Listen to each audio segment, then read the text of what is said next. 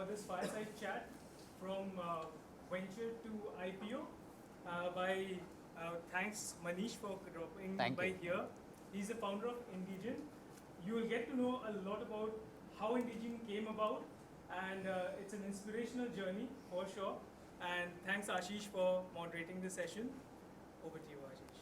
Thank you, Manish, for being with us. Really inspiring journey that you've had, and I hope that we can get into some degree of depth, detail, and a little bit of your persona, so that people can really learn from your journey and be inspired by it. So I want to start, Manish, the early days. Tell us what it was like, before you went to college. What kind of person were you like in school? And did you ever think you would be an entrepreneur? I know you mentioned to me that your dad was a scientist, your sister ended up becoming a scientist. So you veered off in a different direction, it seems.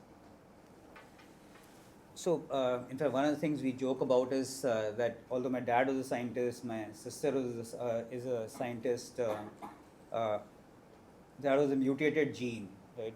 I'm essentially a Marwadi by hardcore genetics.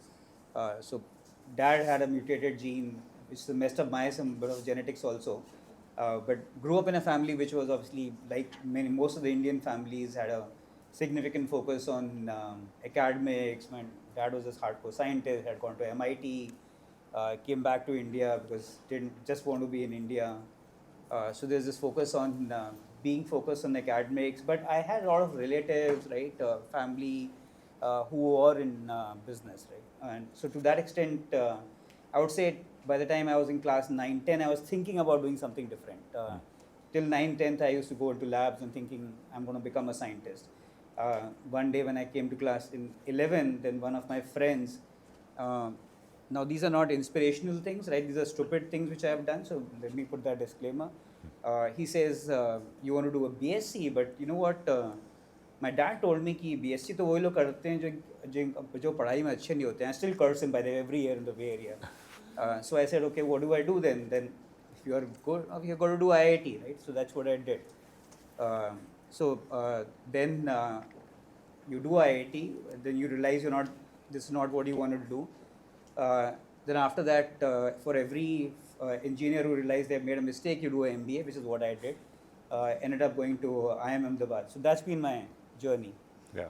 And I saw that between IIT and IMA, you had a 2-year gap, which was unusual at the time. So why did you take time off, and what did you do, and how did that shape your future destiny? So that's again interesting.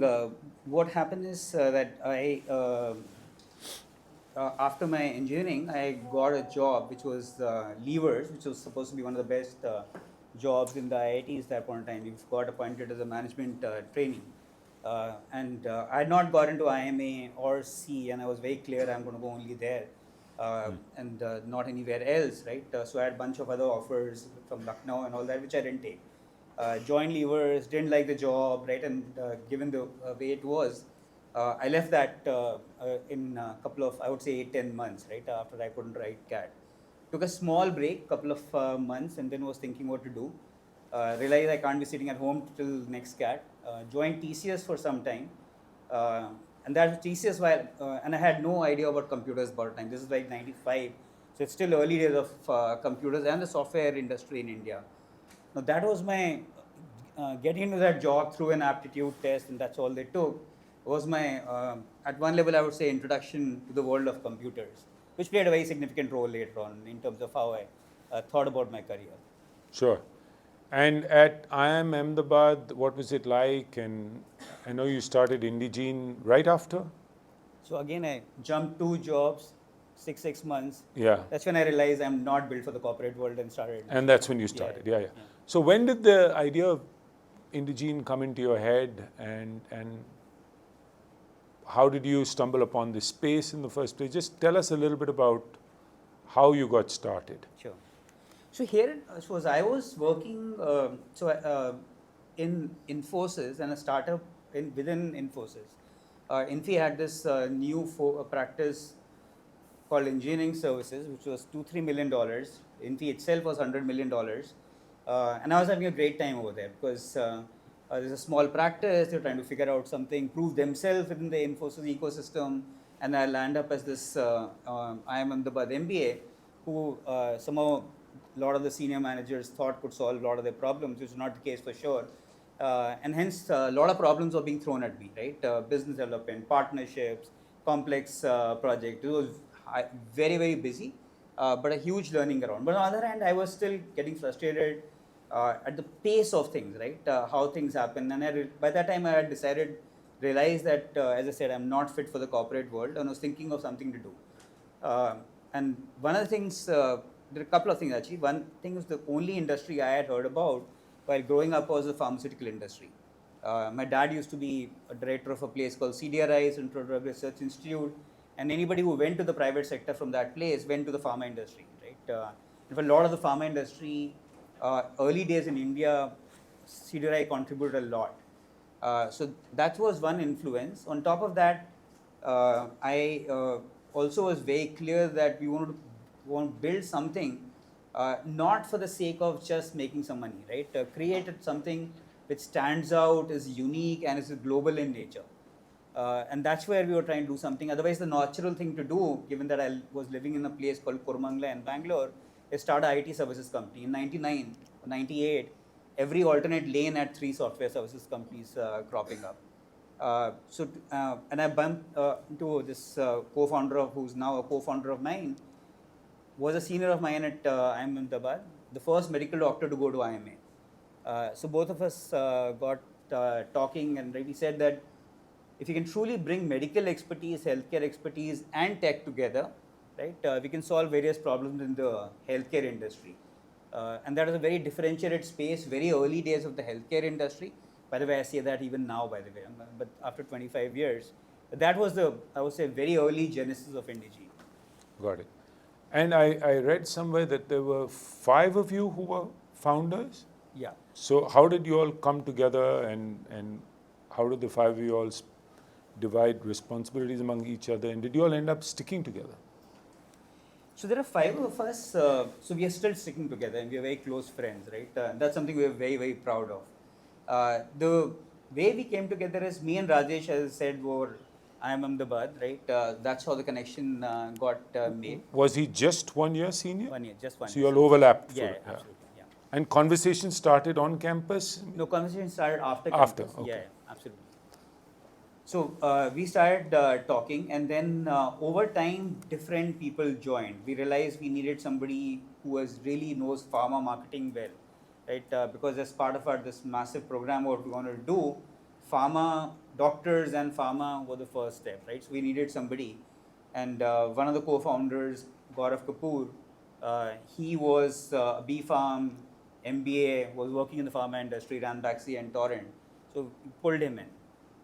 After some point in time, we realized that, you know what, as we need somebody who understands science, content at a much more deeper level. Gaurav said this, and I know this guy who was with me in Torrent, M.Pharm, and had worked in R&D labs, right, bench work, and then moved on to the clinical regulatory side of things, then marketing. This is a person called Anand Kiran.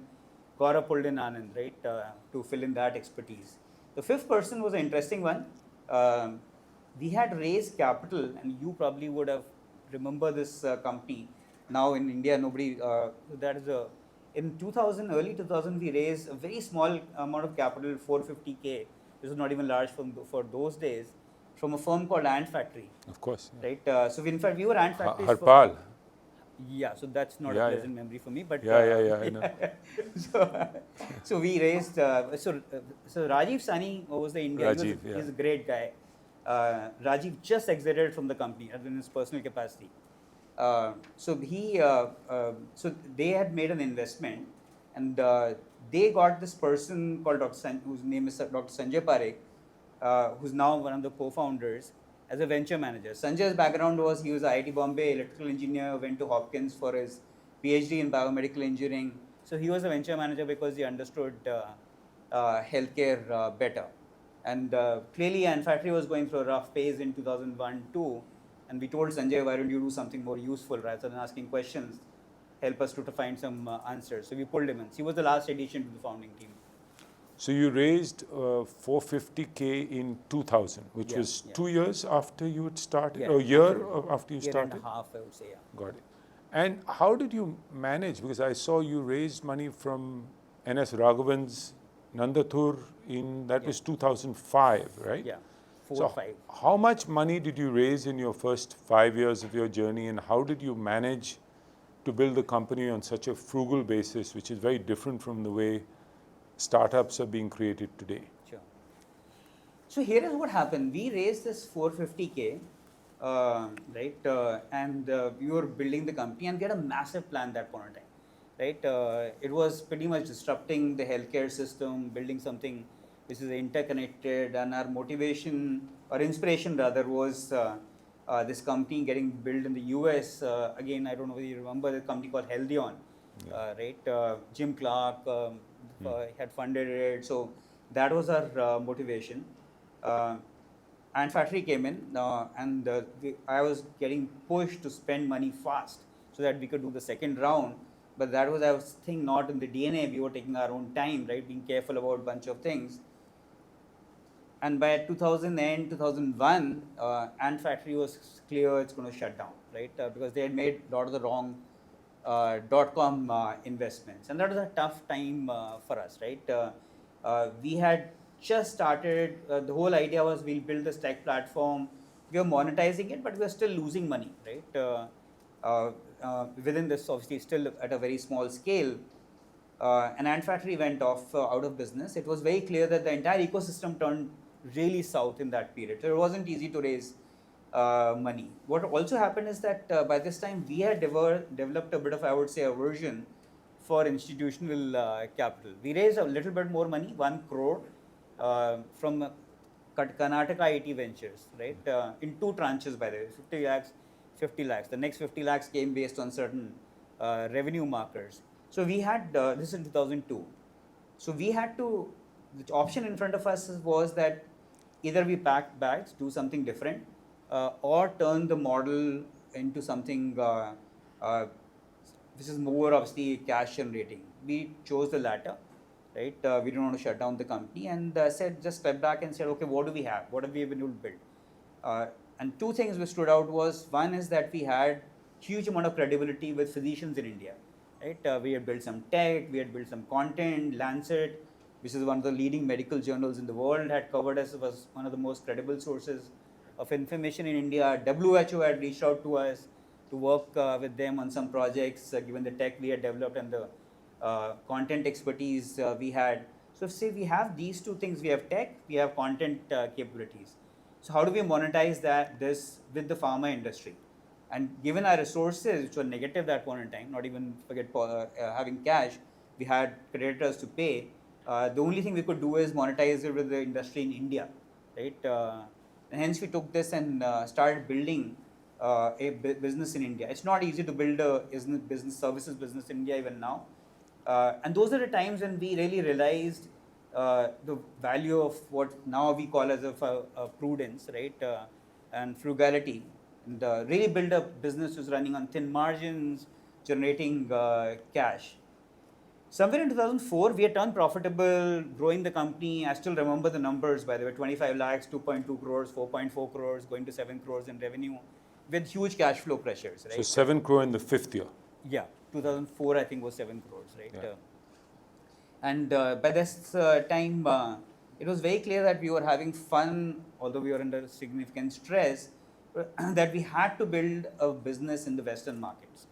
And that's the time when we said that's going to be difficult for us given how the cash flows are. And we met this person, just serendipity. And again, I don't know if you remember, this used to be a company called Candid. So the guy who used to run it, this is Ramesh Wangal, PepsiCo guy, right? Course, So the guy who used to run it was a guy called Kannan, who had moved from G Caps. He used to be CEO Caps of G Caps. He liked us. He couldn't do anything from Candid, but he said in his personal capacity, he advised us, you got to raise capital. You can't have a dead investor sitting on your cap table. So why don't you? I'll help you. Now, while he said that, we also, me and Rajesh, started reaching out to anybody who could invest.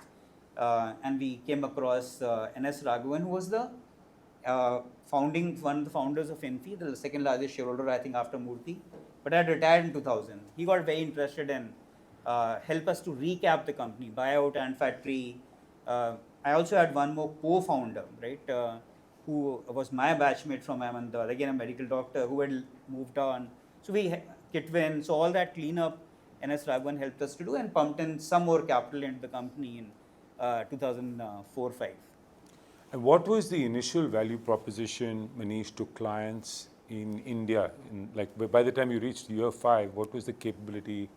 Who were the initial clients? What were you offering to them? So what we are offering to clients, and at one level in a very different way are still offering, right, is medical content, right? Now, for example, in India, let's say you're going to launch a new product for treating a certain condition. One of the biggest things which companies are facing is that, doctors, they don't even know how to diagnose this disease, which means you have to develop the market, right? You have to take medical content to them to educate the market. Our differentiation was that we could bring technology to scale it, right, in various ways and very quickly and in very interesting ways.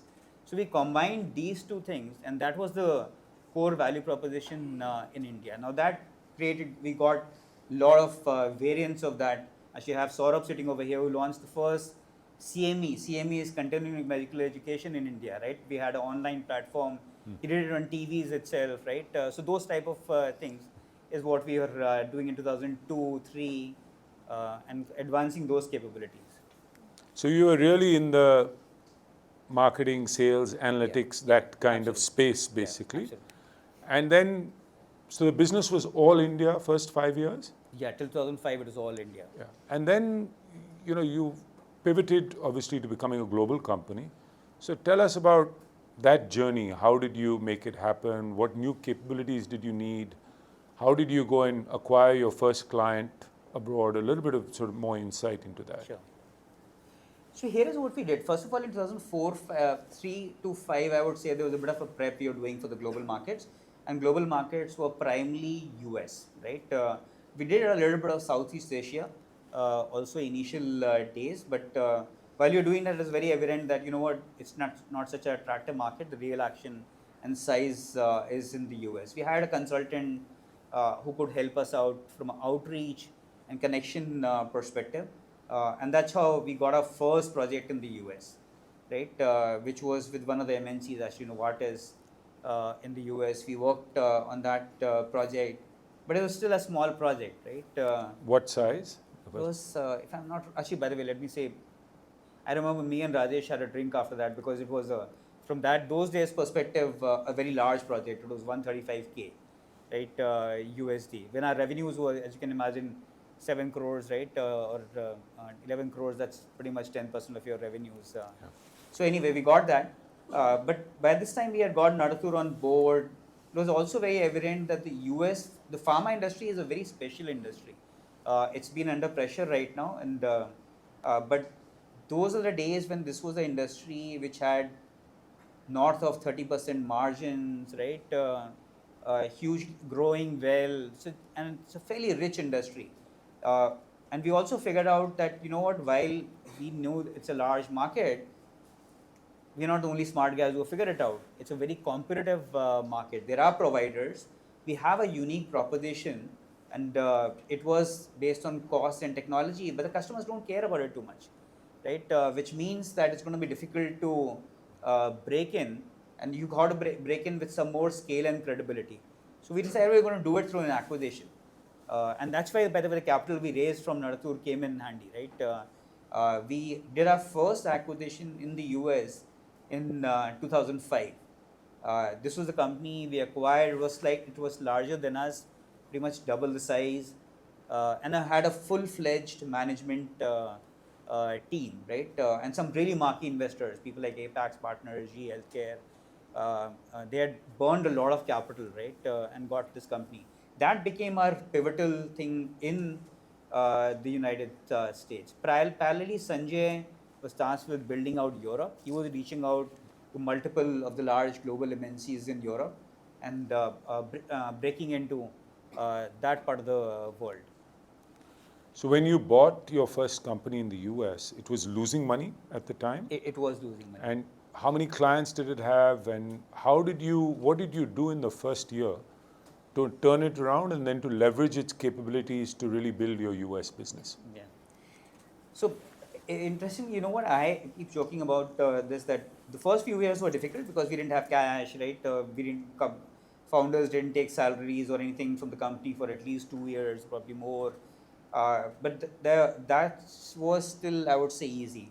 This acquisition was the one which got most of my gray hair. And I joke with one of my co-founders, Anand Kiran, who was managing global ops, that he lost all his hair that time, right? That this acquisition was losing money. The reason we acquired them is that there are some very solid capabilities, tech, and customers, global large pharma customers, which were difficult to break into. What we missed out in the diligence purely in experience, right, was that some of the customers were not happy, and these are large customers, right? The second thing was culture. In our area, right, while IT, tech, India was established, things like medical writing, right, content, marketing stuff. There's an area called medical illustration in the United States where people do a degree of 2 years or 3 years of medicine, and remaining 2 years or whatever illustration design, right? So you get accuracy in these representations. Those did not exist in India, right? So culturally, even for the team to move stuff and build over here was a super difficult thing. This company lost a couple of customers, right? And our assumption was that we'll continue with the management team and drive growth and build capabilities over here to support the growth. We didn't do much firing. But this company over 2 years was losing money. We realized it's not going to work. By 2007 or something, we had to pretty much fire the entire management team, right? Jump in and running the company when we didn't have too much experience of running something in the United States. Whatever timelines we had to build capabilities in Bangalore, right, had to be crunched by pretty much 100%, right, because of the amount of cash we were burning. Sure. So we built those capabilities in double quick time, but all of us were completely hands-on to get this stuff done. So I would say by 2008 is when we stabilized this and turned profitable. And going back, that was the other thing after which, right, we got super careful about even acquisitions and prudence, as we call it. So at the 5-year mark, you were at 7 crore. By the 10-year mark, how large was the company? So 2010, we were a 10-ish million revenue company. Got it. Yeah. So in that time, probably 45 crore. Rupee was absolutely. 45, something like that. Yeah. Yeah. And by then, you know, what else had you figured out? I mean, that built the foundation for you to scale. So what are the other competencies that you all acquired in terms of team capability, capital, etc., that enabled you to propel your growth from that point onwards? Sure. So here is what happened. First of all, that unlike many other startups where you define a problem, I think while we had defined an area, the bigger motivation for all the founders over here was to build an institution which outlasts any one of us, right? That was a very big driving force. To that extent, very early on, we defined that along with entrepreneurial orientation, as we call it now, right, along with prudence and institution building are one of the values which drive us. We also realize that sometimes these clash, right? Entrepreneurial wisdom might be meaning moving fast, getting things done, right? Doesn't matter how you get it done. Whereas when you talk about institution building, you need to have processes, right? Institutions, bunch of other things, and these, as I said, they might clash. And managing that clash in a mature way needs to be where we stand out. So we were doing a lot of that stuff, how we hire, how we train. In 2008, we went to NS Raghavan, right? Convinced him to join our board as the non-exec chairman, which didn't make sense for him given the size we were, right? As a company, he did, right? He pulled in another independent director in 2008, a person called Tyagarajan. And can you imagine, Tyagi, as we called him, used to be in the board of TCS, Gupta, GSK, and then us, right? So we built an independent board. So there are processes, things like governance we started putting in place in 2008, I would say itself, as soon as we turned profitable. Somewhere in 2009-10, I think that's where the real pivot for the company started. We had got to that 10-ish million mark. We were profitable, growing, working with some of the large companies, right? At one level, we could have been in a thing, but we started saying, listen, how do we make the next big leap? And there are a bunch of things happening in the industry at that point of time. One was that this industry was going through a big churn. There's a whole era of what is called patent cliff, right? It's called, that whole era is called end of blockbusters. Bunch of patents were going off, and hence pharma was under pressure. Some big regulations in the US had come in. One of them was called Sunshine Act, in terms of any practice to influence physicians, right, through any other, by giving them money or inducements. Government came on very heavily, which means more ethical scientific promotions had to happen. Third, and probably the most important, was digital had become real, right? iPads had got launched. They were a big success in the pharma industry. You had technology really playing a role. And we saw, given the pressures the pharma industry is facing, right, and opportunities like digital, which played into the core DNA of the company on which we had built, was a unique opportunity, right? And we pretty much went to the whiteboard and said, here is how sales and marketing happens in the pharma industry today. A rep goes, does X, Y, Z. Instead of this rep going to a doctor, why shouldn't it be done in this way, right? And we put our some of these propositions across the commercialization of a drug. We started building capabilities organically, and by 2012, we had also got over the bad acquisition we had done, right? And said we learned, now it's time to probably leverage more and do more of those. 2012, we started doing acquisitions in this space to build credibility in this space. So I would say that 2010 was a pivot for us, right? And we doubled down on organic as well as inorganic investments. We also made a call that, again, given what we had learned in 2005, that we are not going to be the only smart guys who are going to figure this out. The pharma industry is going to change, which means that if consolidation will happen because they are under pressure, our competitors will be more bigger guys, right? And we got to really differentiate ourselves. And the way we'll differentiate is going to be deep domain and tech, which encapsulates this domain, right? So we had disproportionate amount of dollars going into building tech, which was our own proprietary tech, right, which can be used. Fantastic. So I just have two more questions before we open it up. You've talked about, the idea of being boring. So just explain that a lot of people want to get rich quickly and want to do things fast and raise a lot of money. What to you is this idea of building a successful company by being boring mean?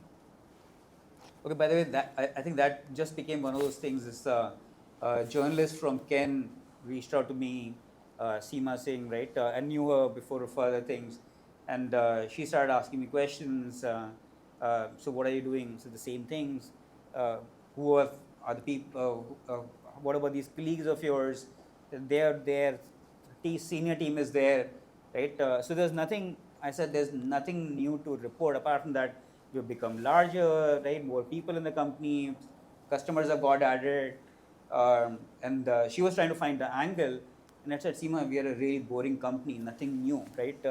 So by the way, that was the genesis of boring. But what we really believe is that if you want to create a institution for the long term, right, you got to stick to your core, right, and build from the core, right.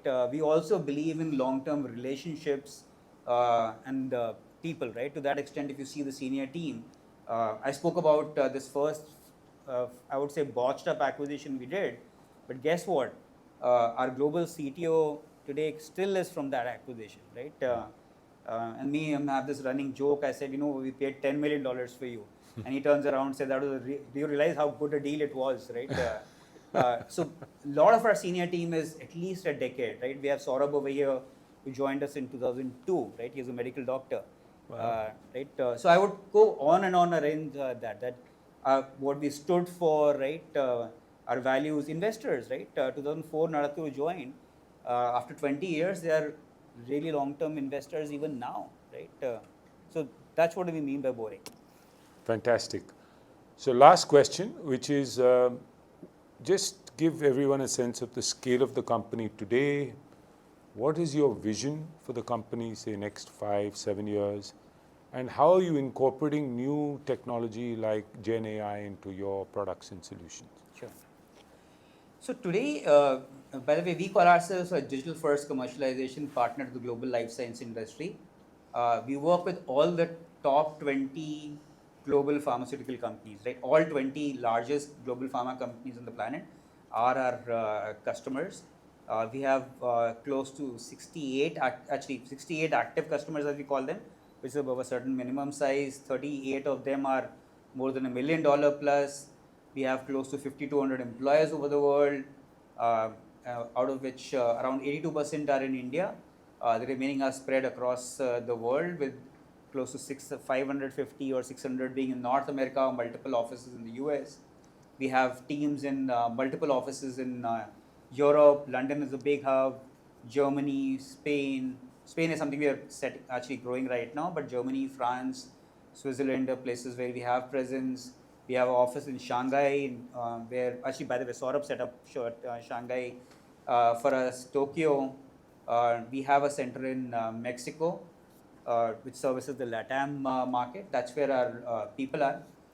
Another interesting thing of the company is these 5,200 people we have, 22% of them come from a medical background, medical doctors, PhDs, pharmacologists who are working hand in hand with on one side data scientists, data engineers, software engineers, analytics professionals. On the other hand, digital strategists, marketing brand managers, right? Brand strategists, creative directors, because we work a lot on the sales and marketing side of the company.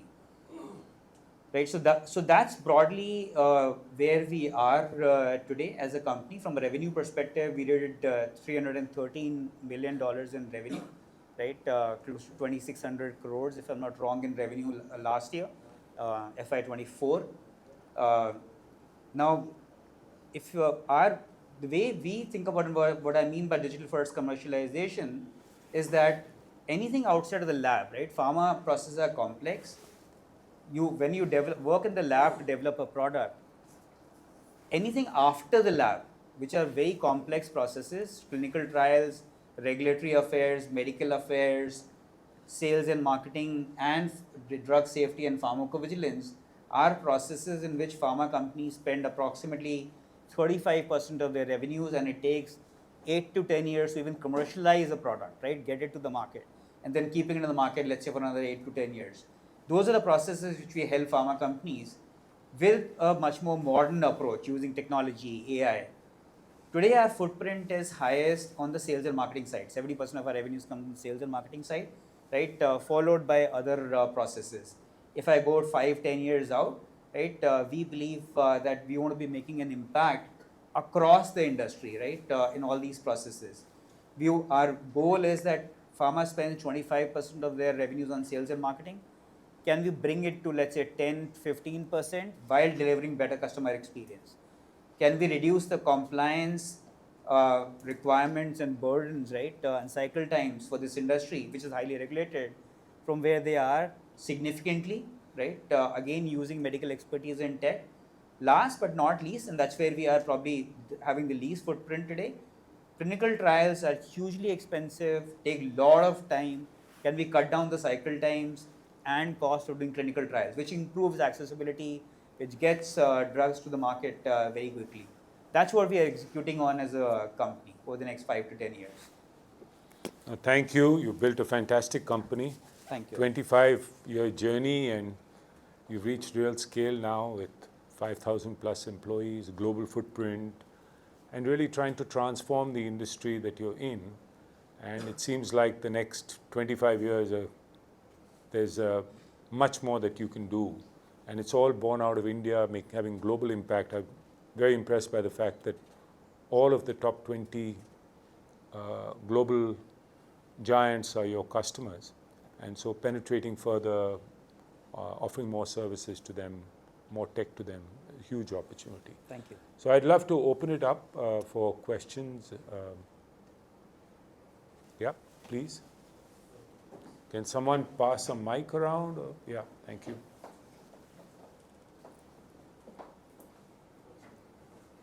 So thank you so much for the talk. So one thing I wanted to understand, like we as students look to start startups of our own, and then you started a startup, and then you went on to doing an IPO. So once you get into IPO, all the processes change within the firms. That includes culture, the culture you have built, the reporting that you have done, because now your company will be scrutinized by the foreign parties as well. So have the processes and the ways you were conducting your business earlier as a startup or a early mature stage company change during the time of the IPO, the planning? Sure. So by the way, the IPO itself was I would say, a very well thought through decision for us, where we really debated, right? And one of the things we said is that with an IPO, obviously there's a heightened sense of responsibility, right? Given that you have many more investors. Now, foreign investors are not a big deal for us because in 2021 we had raised private equity, right? And that too from Carlyle and Brighton Park. Both of them are US firms. So that discipline is something we have been used to from, I would say, not even when these guys came, 2008, right? Quarterly meetings, right? Reporting to the board is something we were doing. I would say that apart from some things like that, I have to do an earnings call, right? Be coherent in those earning call, really explain what has gone on in details. The back end processes in terms of what you have to do reporting have got strengthened a bit, right? Because you have to deal with a bunch of regulatory compliances. I'm getting recorded, but okay, let me still say that board meetings have got slightly more boring because there are too many compliance related issues, right? Rather than talking about ideas, what you can do to push. Not much has changed, right? And that's one compact we had as a senior team, that IPO shouldn't make us focus on the short term, right? And that was a big debate we had between us as the founders. We said, and the board members, let's have that check and balances on us, right? There might be outward pressures, but let's make sure we preserve the soul, as we call it, while we build muscle to execute for the future. That's great. Because often being public can sometimes lead to myopia. This quarter to quarter mindset versus longer term doing what's in the interest of the business long term. Other questions, please?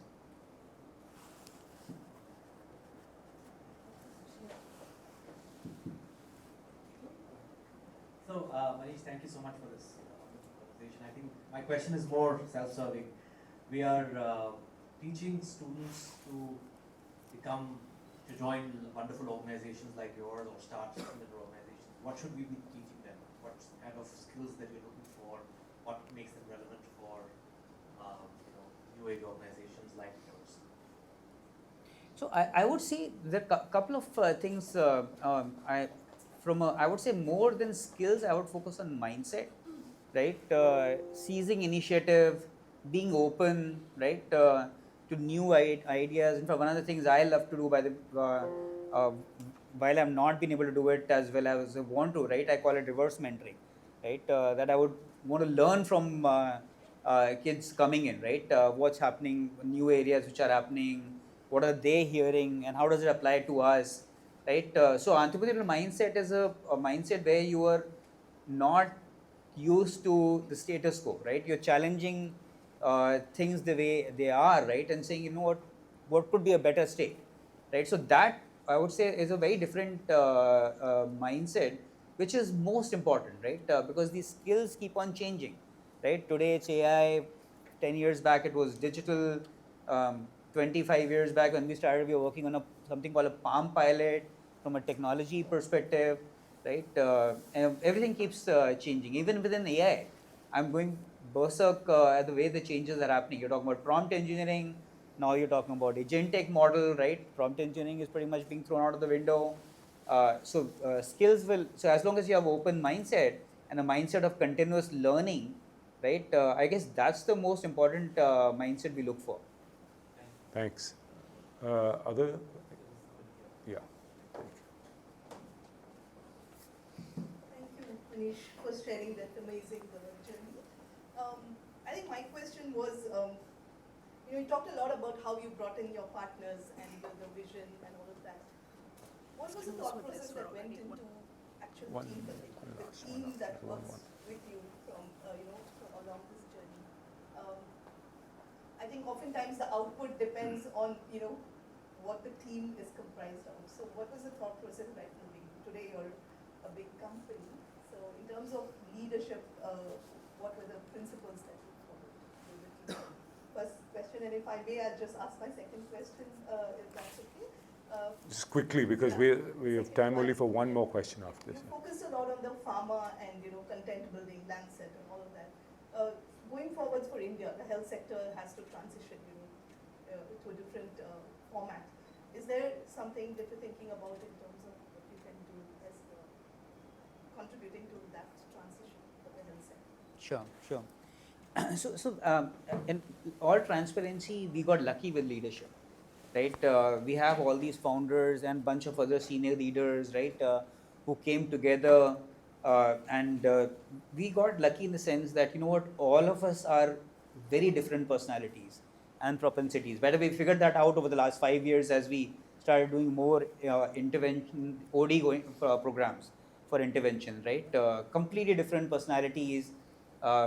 In one group where everybody had to be placed in 4 groups, realize each founder is in a different group, which is a different propensity, right? But we could leverage these differences more as a strength, right? That, I'll rather pull you in for a pitch rather than me doing a pitch, or the systems have to be put in place. I'm just not the right guy. Somebody else will. If I'm leading sales and marketing, I'm going to depend on you, right? Because I think the value systems were very similar, right? On some of these, and that's what aspiration was same. Value systems were similar, and that could keep us together as a leadership team.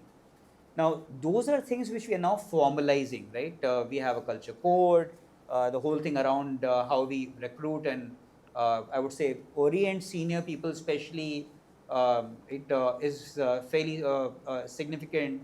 You also that there are certain personalities which won't fit into our kind of a thing, right? We are taking a long-term approach, and if you hire somebody who wants to get things done and move out over a 2-3 year period, you might be great somewhere else, but not for us. So there are tons of things like that which we have put in place now, right? As we have developed and are scaling up these things. Initially, it was very implicit, right? We used to have this joke that we have an antibody response, right? That we got lucky. Couple of people came together, right? Stayed together, very similar value systems. We didn't have very rigorous systems initially, right? Given that we were trying to move fast. People who are not fitting in, right? And we had been a hiring mistake, automatically will go out in some time, right? Now those are mistakes we are trying to avoid. Fantastic. Thank you. One last question from here.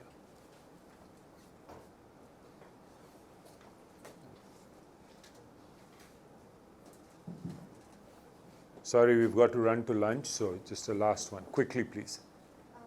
So my question was, you spoke about being a boring company, and I was thinking about how you balance passion and patience in building institutions, in pursuit of building institutions and not just startups, because I would give a little bit of context for this question.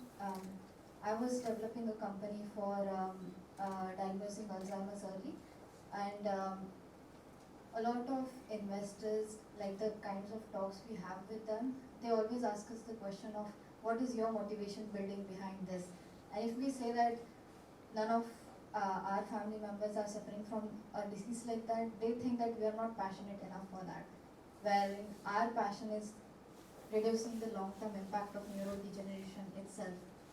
So I was just curious, how do you be a boring company and still communicate the same effect to your stakeholders? By the way, you, if, for example, if Seema who wrote that article about boring company, if she would have done a floor walkthrough, she would have never written that article, right?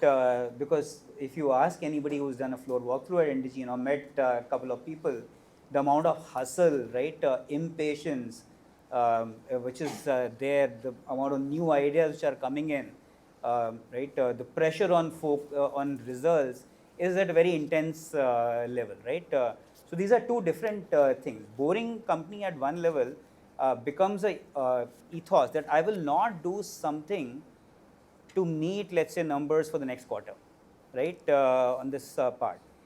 If I realize that my long-term vision is this, I'm okay to wait for another 2 quarters.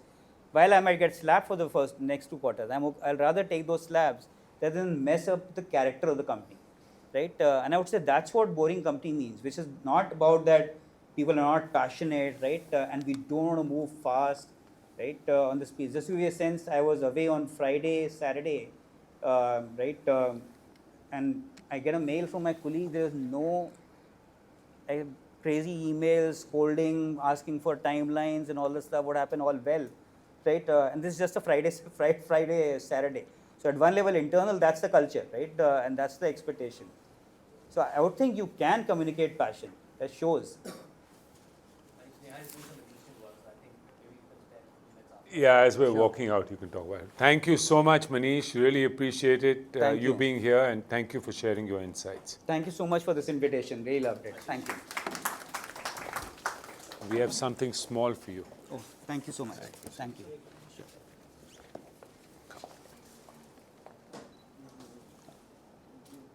And we have something for you also.